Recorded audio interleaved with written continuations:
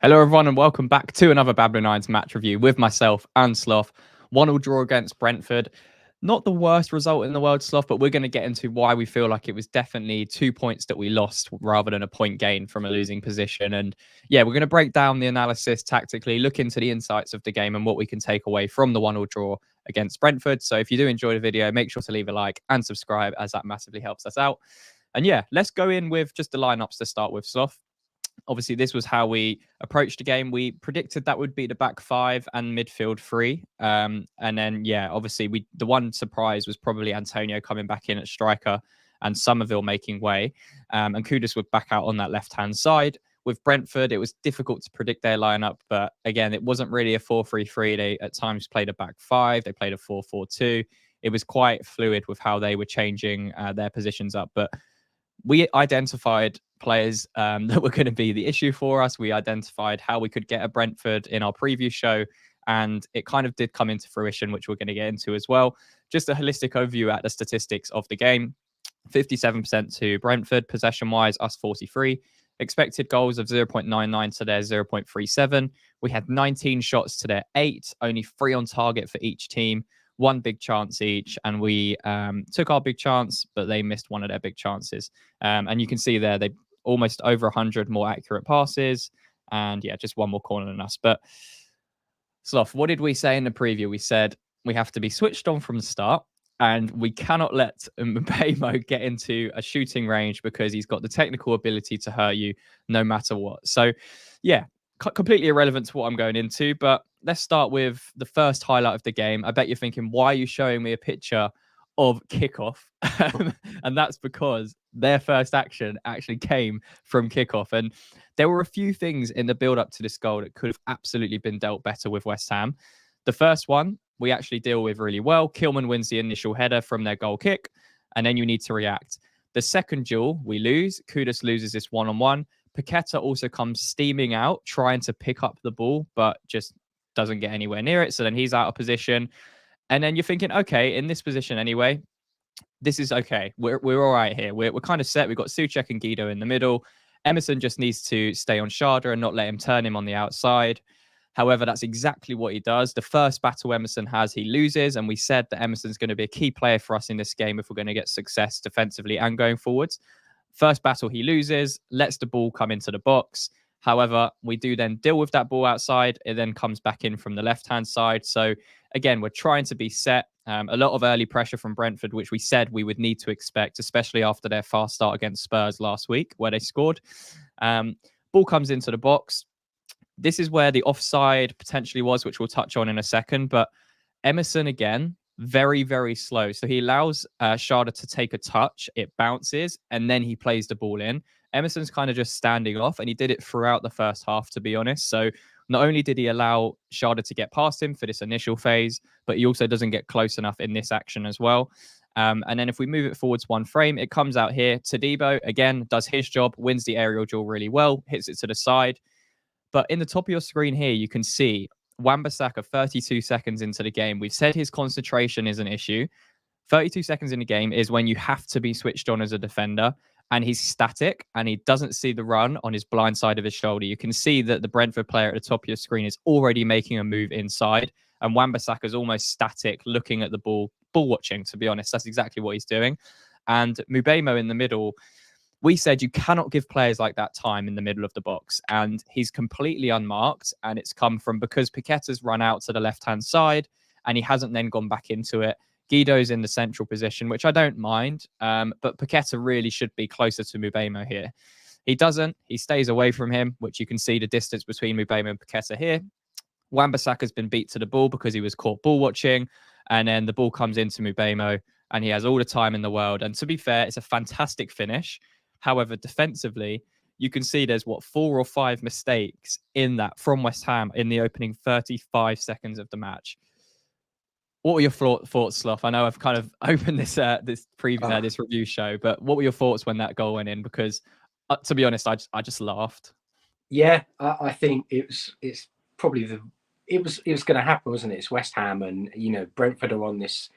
What's it? Three goals in the opening minute now, in 3 matches. So something that no team's ever done. and it's like it was going to happen, but the defending is so poor from so many of our players, and it's, you know, we've said it for a long time on the channel, but I think almost every West Ham fan will agree that it feels like West Ham recently have to go a goal down before anything happens, and almost it was like, oh well, at least we've got it out of the way, and we can start playing now. Yeah. And it was just really,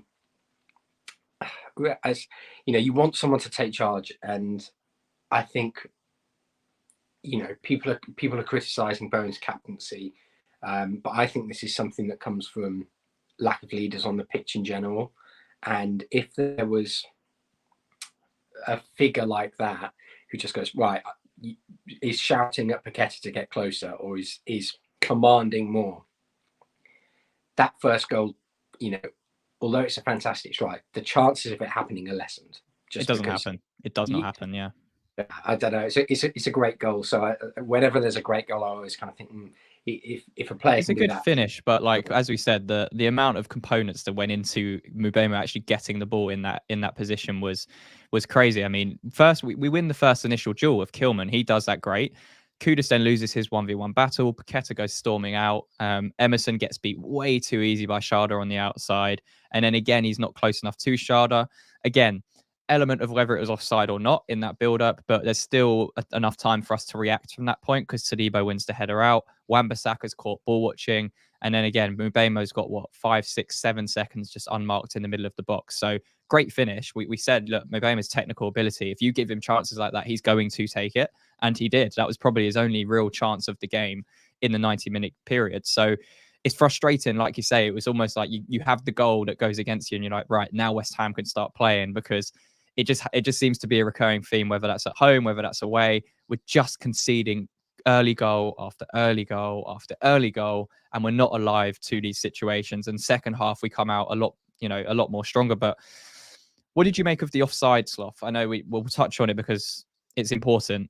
From the lines that were drawn, it's difficult because of the angle of the VAR and what they've drawn the lines from. But it does look like his shoulder is actually in front of Todibo's right leg, I believe it is.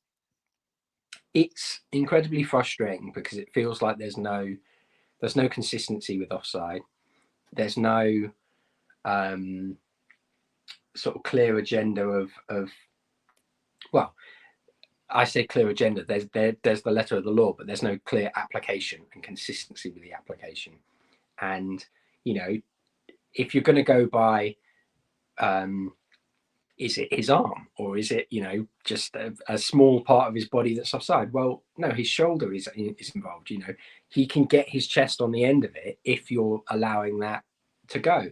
And look, it's marginal, and I don't really like such small offsides being given. I think it kind of ruins the art of trying to get that advantage on the defender. But if you're going to have a law like offside, which is so widely applied, you have to make it consistent with everyone else. Yeah. And it just feels like there's no consistency. It's a clear offside in the fact that his shoulder is offside, and I hate sounding like it's so pedantic, isn't it? Oh, his shoulder's offside, but it's offside. At the end of the day, that's the law. And how they don't judge that to be worthy of being called, I don't understand. It's so frustrating, and it goes back to this notion from the VAR and the PGMOL that their application doesn't really matter. It's the fact that they're doing it, and we should almost be happy that they've taken this, even though they've just turned down the automated offsides, which we saw work so well across Europe and in the World Cup and at the Euros. But they need more time for that. They're not quite ready yet. So how can someone drawing the lines be more accredited than something that's clearly working in football? Yeah, I mean, it isn't, is it? It isn't. So, yeah. Nonsense. It is frustrating. I think, if you're looking at it, it's offside. The goal shouldn't count. However, saying that, we had time to react after that. But again, if it's offside, it's offside. That action wouldn't have happened. So, yeah, it's incredibly frustrating, as you say. But as you say, 1-0 down, less than 36 seconds into the game, we have to respond. And I think we almost did within that first 5 or 10 minutes. I thought the intensity levels were there. And what we saw at Fulham away, in our last game away from home, where we're trying to press and trigger that press when the goalkeeper has it, we saw a very similar situation in this game against Brentford. I know against Fulham it didn't work because we had that mistake with Mavropanos and Traore went through and almost got a penalty. But against Brentford, we actually tried it quite well. So obviously Kudus triggers that press, which then triggers the run of Emerson to come in tight. And that's exactly what we did against Brentford, as we did with Fulham. Then we have this situation where Guido's come in tight to Mbemo. He's forced to pass it back. And we've created a really nice box around them where they have to almost force to play long because they don't have enough bodies to play around us. And then the difference between Todibo and Mavropanos in this situation was night and day. He played a really nice cushion header to Kilman. Kilman deals with the ball, and we get possession of the ball, and it's a great turnover. So it's that for me is a positive because we're still working on that press. We're still working on that trigger when the opposition does have it, whether it's with the goalkeeper or they're playing out from the back. So there are elements to what Lopetegui's trying to implement that are getting better. And I think with personnel and adjustments, it will get better. However, that was not consistent throughout the 90 minutes. And you don't expect us to be pressing every single time, but our press was way too uncoordinated at times when we were trying to do stuff like this. But this was a good example of when we can do it. When we do it, we can do it properly. And if the structure's in place to do it, I know this was only 4 minutes into the game, so it's not like we're in the 90th minute and blowing. But yeah, it was interesting because I think the first half in general, we lacked intensity across the pitch. We really did. I think we were happy to sit in our 4-3-3 compact shape, but it was way too easy for Brentford. I don't think we did enough. And there's a few things I want to pick out from the first half, which I just don't understand the intent behind some of what we're doing. So I wanted to get your thoughts on it as well, Slough. So one of the things we saw, and it's probably why he started Antonio in this game, is we were playing a lot of direct long balls to Antonio to try and bounce off of him and, almost bypass the Brentford press. And I think it worked on, I think, one occasion. Other times it wasn't working. So this is the occasion where it works. You can see Brentford have gone in pretty much man for man, touch for touch here. And they've cut off the passing lane to Kilman. So Ariel is happy to kind of dink it into Antonio. Antonio does really, really well here. He plays a lovely touch into Souček, who drives into the ball and plays in Kudus down the left-hand side. So we've beat that press with one kind of pass, and Antonio's won that duel. And then again, Kudus should be doing better in this situation. He kind of just hits it straight at the goalie. So that was an occasion of where that worked. However, I also want to point out this bit, Slough, where we became a little bit too dependent on it. We came a little bit lazy, and we didn't really know what to do when we were trying to play out from the back. So this is a situation where Todibo has the ball. You've got so much space here, only 3 players in shot, with Areola being the 4th. Brentford are pretty comfortable in their shape. And then we come to this. So Areola gets the ball. Souček and Paqueta, their kind of instant reaction is to come inside and almost drop in and try and get on the ball to play out from the back. However, we know A, Souček's not good enough to do that, so that makes no sense. B, the space between the 3 of them and where Areola is way too big to be playing what we're doing.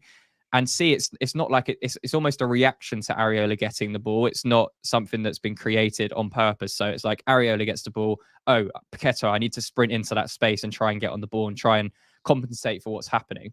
And then that just leaves the space for, which, to be honest, I don't think Antonio had the best game in the second half, but I thought first half he did pretty okay.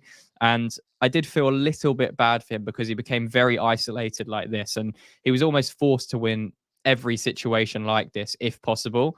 However, what we saw was when we're coming short like that, and we don't have the bodies around Antonio when we are dinking it into him, it becomes incredibly difficult for him because he's A, isolated, and B, doesn't have bodies around him to knock the ball off to. Even if he does win this, he doesn't win the ball on this occasion. And from that instance of us trying to play out from the back, it doesn't happen. We panic. We hit it forwards to Antonio. Emerson gets the yellow card, which obviously set the precedent for his rest of the 45 minutes he was on the pitch. So does that concern you a little bit, Slough, that I don't know, there just seemed to be a little bit A, lackluster, and B, just a lack of structure for how we actually want to build up from the back? I think that for all the good that Antonio offers, it feels like there's a limitation. And when you have a player like Souček as well in behind, who has limitations as well, it feels like it really affects how you can play and the variations that you can fit. And look, Antonio, as you said, did really well with a couple of flick-ons, but I feel like he quite often loses confidence and he just kind of drops his head. And I think he had a really good chance in about I think it was the 25th minute or so, where he kind of scuffs it, and he should be doing so much better with it. He's got time and he should be at least be working the keeper, but he scuffs it completely and it goes wide. And I think his head dropped after that. And the plan to use him as that focal point and get players around him, if that was the plan, you can't blame him, because he was trying to win those duels. And I think Kudus and Bowen were not close enough to him. They were not giving him an option. And if the plan was to knock it down and create space for them or him, by turning the man after he's knocked it down to Bowen or Kudus, then that was not applied. I think we have rightly criticised Antonio in games this season, but I think his lack of effectiveness against Brentford is a problem with the collective. Now, do I think that he was the best out of the three in the first half? No. I think for me that was Kudus, and we'll get on to why that was slightly confusing tactically. But then again, I think he was the best of a bad bunch in the first half. I don't think anyone really can hold their head up high with that first half performance. But kind of going back to that way of playing and how I felt it limited us. If you're going to try and play with Antonio winning you flick-ons, you need to make sure that you're consistently offering an outlet. And we just didn't do that. And if you want someone to support him, like Paqueta, we mentioned Paqueta dropping deeper. He was another one. He was anonymous in the first 45. And I don't know if it's a problem with Lopetegui not addressing what he wants in that first 45 minutes, or if it's just perhaps the player's not listening. But I don't feel like... It's a recurring theme, though, isn't it, Slough? We every single game we're not starting well, and the first half has been really poor, and then the second half we're almost chasing the game, but the intensity is much better. So it's becoming a little bit of a pattern under Lopetegui, and it was last season as well. Yeah, that's. I feel like it's been a pattern for a good year or so. Yeah, it feels like we don't start games and take a lead. We are just constantly chasing. Yeah. And I think Todibo and Kilman were probably the two bright spots, and that's kind of worrying. Agreed. When we're talking about a weaker Brentford side, with so many injuries and so much rotation.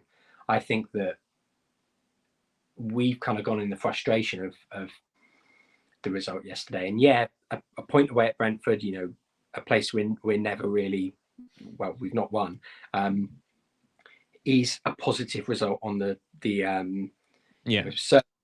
but when you look at the bits beyond that, how much change they've had, the injuries, and the team that we put out, we should be doing better. And I don't mean that as any disrespect to Brentford. We praised them a lot in the preview, but I just think that we dominated the game, particularly the second half, more effectively, and we definitely had the better chances. Maybe dominates a bit too. I think, especially we were the better team, but overall we didn't do enough. Like first half, it was we didn't allow Brentford to create much, which is obviously a positive. But to be honest, they just didn't have the intensity to create much. And there were a couple of occasions where they did create a couple of nice chances, but in large, we saw the stats. They didn't have that many shots in the game. We obviously had a lot more than them. We were trying to impose ourselves a bit more than Brentford in terms of our final third execution, but to be honest, I think especially in the first half, looking at it, we just lacked intensity across the pitch. We were just too happy to sit in. We were too happy for Brentford to move the ball backwards and sideways. Yes, they didn't pose much of a threat, but neither did we really. We were happy for the game to kind of just fumble out into a 1-0 at half time. But before we got to that point, I mean, it just, yeah, there's a few. We've already spoken about, okay, are we going to play out from the back? What's the reaction? Okay, are we firing it into Antonio? What's the reaction? That wasn't, as you say, it wasn't joined up across the 11 that was starting. There wasn't that clear and concise message from either Lopetegui, the players are themselves executing it. It just didn't work and it wasn't good enough. And I think there's a few components to that. But also, I just think it's individual mistakes and individual identification of situations. Like Max Kilman, as we said, him and Sadibo are probably up there with our better players.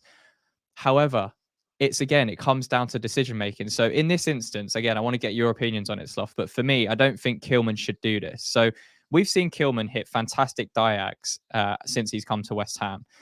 In this situation where you've got, I think it's Collins playing left back against Bowen on the right hand side, Antonio's with Pinnock. We don't really have an overload on the right hand side. We could just keep possession here and, build up gradually. But there's almost this reliance to make something extreme happen like this, where we're trying to force a diagonal. And again, I know the diagonal switch can work, and it does work when you play it right. However, when you're in this situation where Bowen's going to be aerially against someone like Collins at the back, at left back, it makes no sense. And it just leaves us completely unstructured and isolated because we don't know how to react to it. And you'll see the midfield, they're incredibly stretched at this point. You've got Guido so far back. You've got Souček moving on forwards and Paqueta down here. So you can see that midfield free around the ref. It's so disjointed. And you've got Kudus down deep here, Antonio furthest forward, Bowen on the right. Wan-Bissaka's not close enough to Bowen at this point when we're trying to do the switch. And then it's like, okay, what do we do in this situation? The amount of time that Potter has on the ball here, he takes a touch on his chest, he takes a touch on the floor, he pivots and he passes the ball. And this is all uncontested. And it's come because of I believe, a stupid diagonal from Kilman where it didn't need to be played. And then it gets to this point where we panic. And then Guido's been beat because he's tried to press in and we've tried to press in, but there's too much space behind because of the diagonal, because we're not structured. We're not over that side of the pitch. And then it's one simple pass and it gets to this situation. And you can see, look, it's almost 4-on-4. So if Brentford are more clinical in this situation, that could have hurt us. So for me, in that first half, it came down to lack of intensity, individual mistakes, and just a lack of ideas for what we're trying to do, whether we're going to press, whether we're going to create from the back, whether we're going to balance that, and just winning your personal duels. I don't think we've done that enough in the first half. So what are your thoughts on that, Slough? And, we've seen the diagonal switch work from Kilman, but in this instance, or throughout the first half, there were not just a diagonal switch, but there were instances where we're trying things that just didn't make sense. We're almost trying to force the initiative. I mean, like, from my time playing and when, like, my dad used to coach as well, like,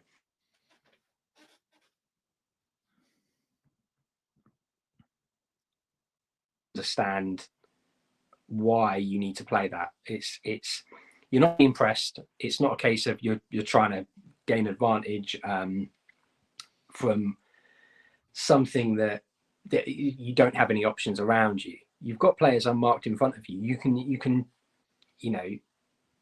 release the ball to someone else. And I just think that sometimes we are trying to overcomplicate things completely unnecessarily. And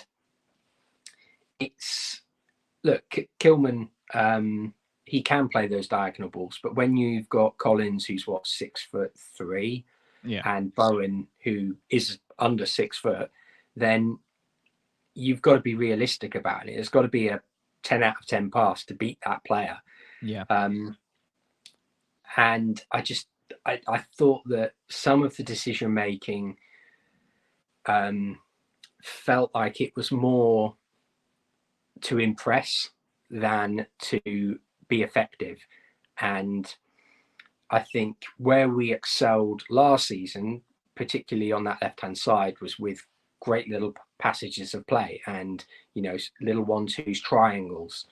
And we're not really doing that. And look, you can say that's because Kudus is on the left side instead of Paqueta. But I think part of it's just for the fact that we're not offering that same outlet. We're not getting into positions to give those little give and goes. Mm-hmm. And it is frustrating particularly when you're chasing a game. Those little triangles are effective. You can wear your opponent down.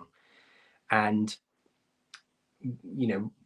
Kudus was taken off at half time, and we'll get onto that in a minute. But he's not really looking for those little triangles. And I don't know if that's something that Lopetegui is asking for and specifically trying to relay. It doesn't feel like it is. But I do think that if you want that, and if you want those pockets of space to open up because of that, then you're almost better off playing Paqueta on that left-hand side and moving Kudus central.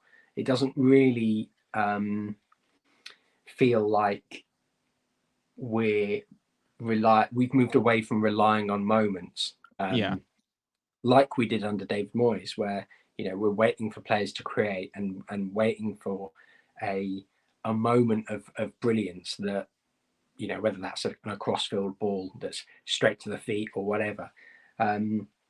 It doesn't feel like we've got a specific plan in place that we're working with. I agree. I think that's what it is. There's too many individuals right now. We're not playing as a collective, and there isn't enough. Like you say, if Bowen gets the ball, again, in the first half, to be honest, throughout most of the game, he was quite poor. And in the first half especially, his first thought is to drive forwards, but they're not playing as a team. Kudus is the same as well. He wasn't, like, again, we're going to get onto it, but he wasn't either. He was someone that we know his ball carrying is fantastic, and it can get us into really good situations. But sometimes just get your head up and play a simple pass to a teammate, because more often than not, that's going to be more effective than you carrying the ball 90 yards and isolating yourself because no other players are around you. It's the same with Bowen. He should have done it in the first half as well. Too greedy in situations where you can just play a simple pass. So, yeah, I think throughout the first half, it was just lackluster performance, no intensity, no cohesion, and it was just too easy for Brentford to almost just be kind of static figure after getting that first goal. And I know you mentioned about the Antonio chance, Sloth. I think it's a little bit harsh, and I wanted to get your thoughts on it, because this, for me, is a very difficult shot to score from. Not only is it he's dragged this wide of the post, close on his left foot, but to be honest, like, the angle he's trying to score from there is very difficult. I think the only way he scores this really is if he takes another touch onto his left foot outside of the defender and kind of like places it into the other bottom corner. But yeah, I know I did see him get kind of a little bit stick for this chance online, but I don't know. I feel like it's a little bit harsh on Antonio in that situation. I feel like the difference, like, I'm saying he should work the keeper. I'm not saying he should score. I'm saying he should work the keeper, and he scuffs it. And for me, like, to scuff it in that position, the defenders aren't rushing him. Like, he's got time to scuff it. Is terrible as a professional footballer. Like, that's embarrassing. And it's not like he hasn't got an option there. He has got the option to tap it to the left-hand side, but he takes it upon himself to shoot. And I just thought it was really poor. It's not a case of I'm saying, oh, he should be scoring that. But he should be gaining an advantage, whether that's the keeper saving it and, putting it for a corner or whatever. To not get that on target from there, in my opinion, is abysmal. It's really poor forward play. And part of that problem, our forward line has not been effective or clinical with its finishing. I think that's generous. No. But I didn't see anything that Antonio offered yesterday that I don't feel like playing Bowen as a centre forward or Kudus as a centre forward would, that they wouldn't offer as well, and wouldn't be better suited to having one of those up top. And look, the assist kind of it kind of masks that, because it's not like he's going to get marked down as an assist, but it's not intentional. Like, we'll get I think it's just difficult, isn't it? But coming back to this, the goal is created by an action where he's doing something positive, and it deflects into Souček's path, and that's fine. But from here, he should be having that exact same effect, like where he either lays it off to someone and gets an assist, or he works the keeper.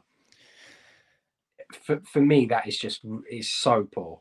Yeah, no, I agree. I think the execution of the shot is poor. And obviously we went in at half time, 1-0 down. You're thinking, right, what is Lopetegui A going to say and B going to do as actions?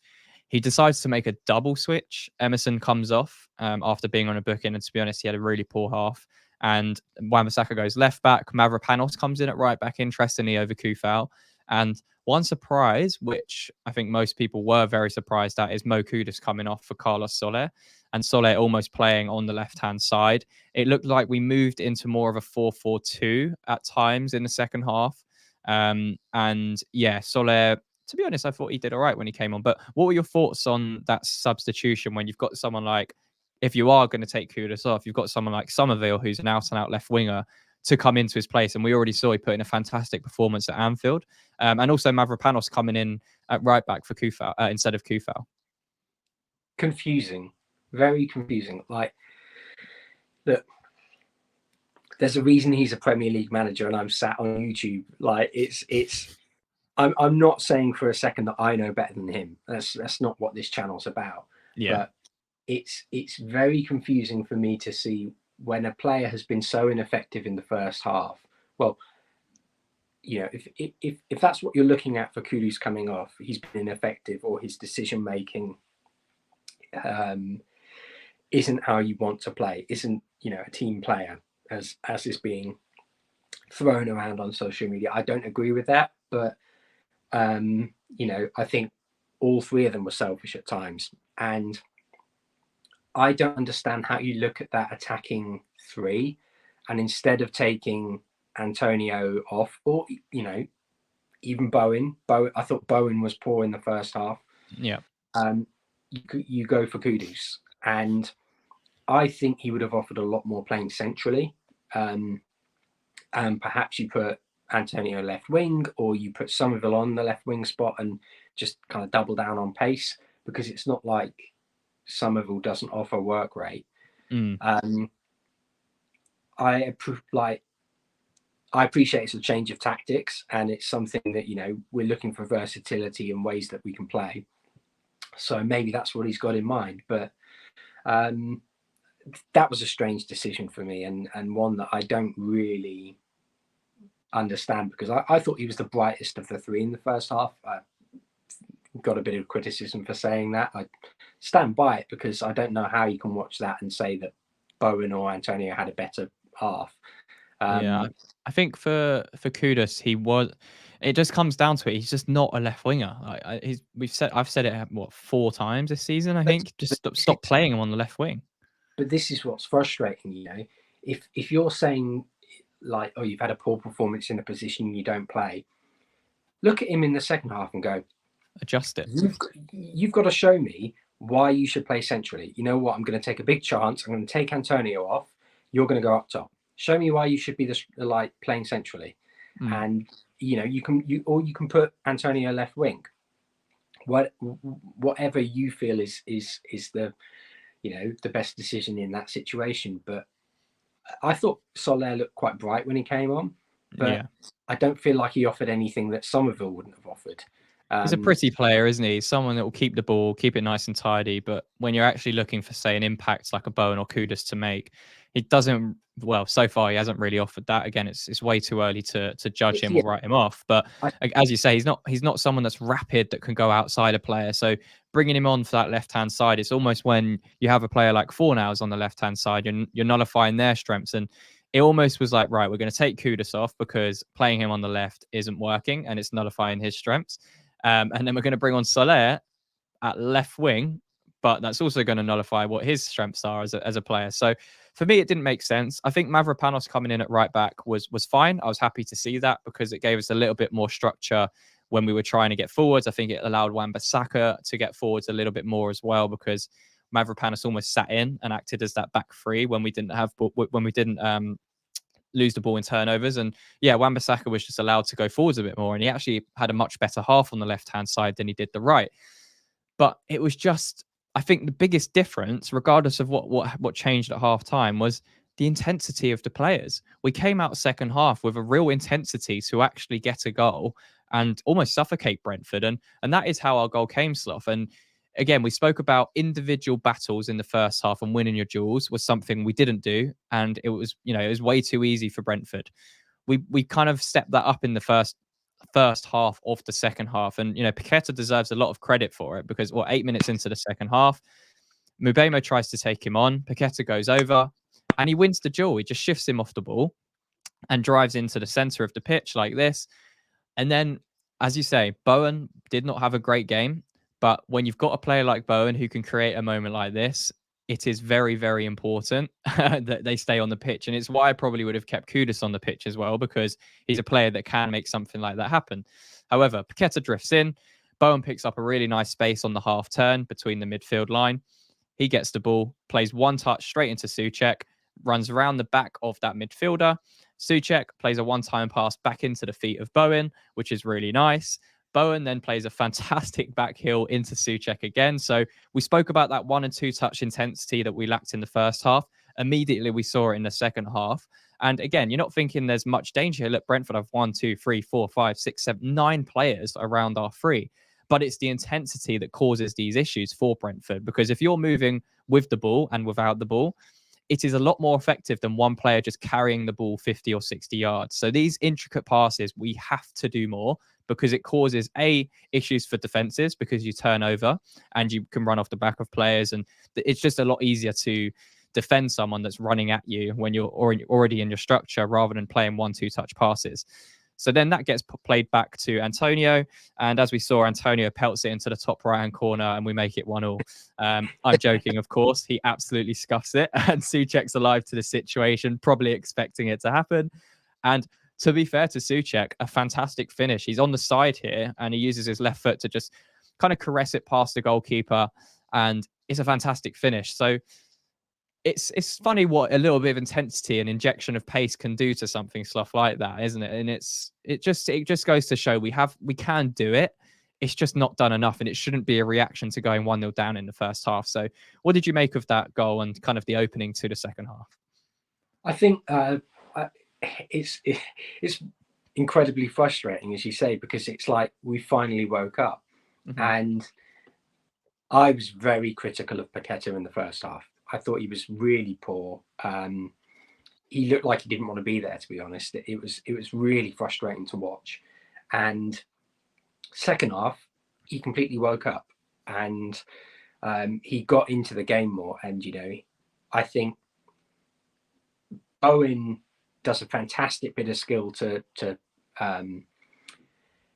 create the chance, but it's down to Souček's instinct and him even gambling. I'm not going to go on the sense that he expected Antonio to flop it up. I am, but he has the instinct to follow it up just in case, and yes. That is why he scored as many goals as he has for us.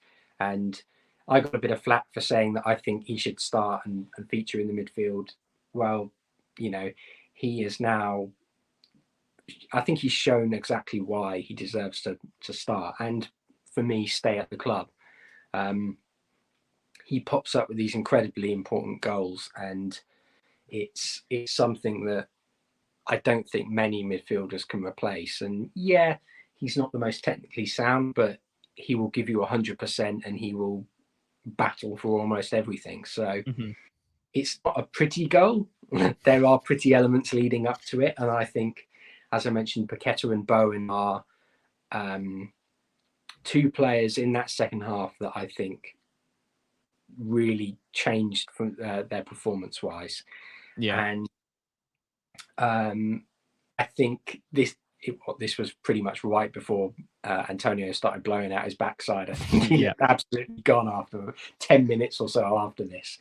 But you have to give him credit because he is creating space, and he creates a tiny little bit of space by drawing a Brentford centre back over, and that's what allows Souček to tuck in. Yeah, no, exactly. I just think there was just such a big difference in intensity, as you say. The first 15 minutes of the second half, we were fantastic. We were pressing high. We were forcing turnovers. We were doing situations like this where we were playing the ball a lot quicker, and it just caused issues for Brentford. And I think Thomas Frank as well, he deserves a lot of credit for what he did, because in around the 60th minute, he brought on Yarmouk, and it just changed the game, because he almost changed from a midfield two to almost a 4-1-4-1 or 4-3-3, and they became a lot more compact in the midfield. And because we'd switched more to a 4-4-2 when we didn't have the ball or when we were attacking, it created that overload. And I think Brentford got back control of the game in the last kind of 20 minutes, 25 minutes of the game.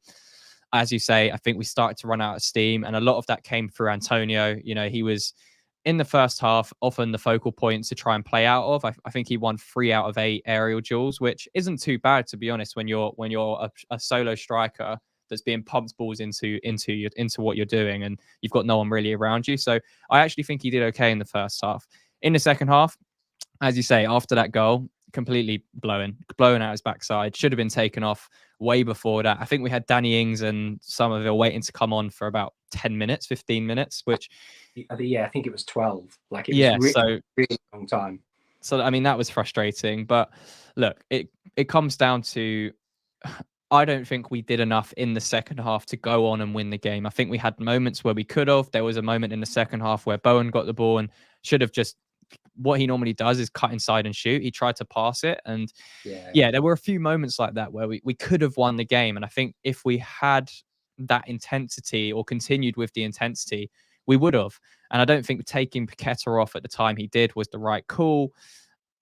Yeah, it was a frustrating game. It was a frustrating game, but as you say, we got the point. We're still unbeaten away from home in the Premier League, which is interesting. I think all of our points, all of our 5 points have come away from home so far.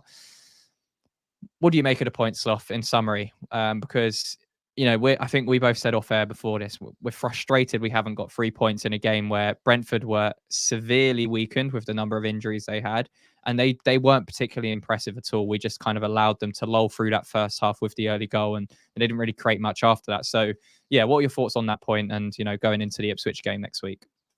As much as I respect the point, and, going away to Brentford is not an easy task, especially for West Ham. But I am really frustrated with the first 45 minutes. I think when you perform that badly at a Premier League level, it's, top teams will take you to the sword. And we saw Liverpool absolutely blitz us, and we felt we were unlucky. I think in the first half, in that game, we played quite well. Kind of the reverse of the Brentford game. But yeah,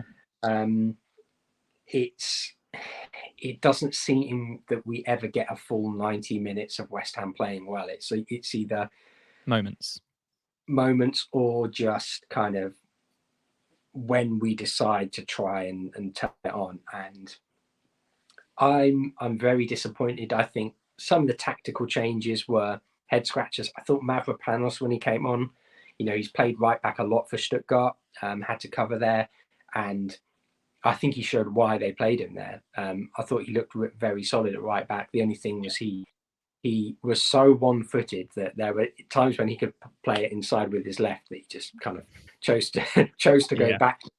But definitely, if Emerson's not fit, or if I think they said it might have been a little knock or something, if he's not fit, I wouldn't risk it. I'd put Wan-Bissaka left back and Mavropanos right back, and just as like a caveat as to why he was brought on over Soufal, I think that might well be that maybe Soufal's indicating he's likely to go, or not going to sign a new contract. So maybe that's an indicator of things to come. And I'm speculating there, but either way, he looked solid. So it's a decent option there. Who was your man of the match, Sloth? If you had to pick one individual, I think for me it was Todibo. I thought he had a really good game for his proper official Premier League debut. Yeah, I'm going to agree. I thought him and Kilman were, the better players, and I think Todibo came in, looked really comfortable.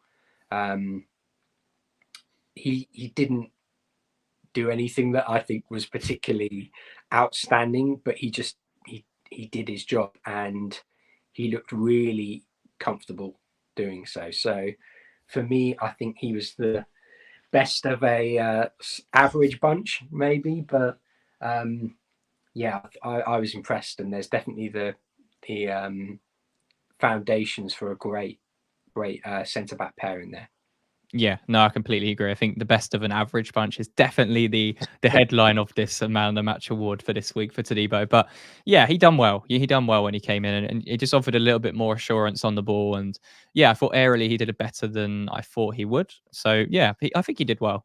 But as you say, this isn't going to be a game we remember in many years to come. But it's a decent point. We respect the point, but it's 2 points we feel like we've missed out on, really, given the circumstances, regardless of whether we're going to away to a stadium we haven't won at before. But yeah, let us know in the comments. Are you happy with the point? What are your thoughts on the game, how we played, how Lopetegui impacted the game with his substitutions? And yeah, what you feel like is coming up with this next week, a big game against Ipswich before the international break. So yeah, any comments, leave them down below. Leave a like if you enjoyed the tactical breakdown. Subscribe to the channel as always. And Sloth, until the next one. Come on, you Come on, you irons. Irons.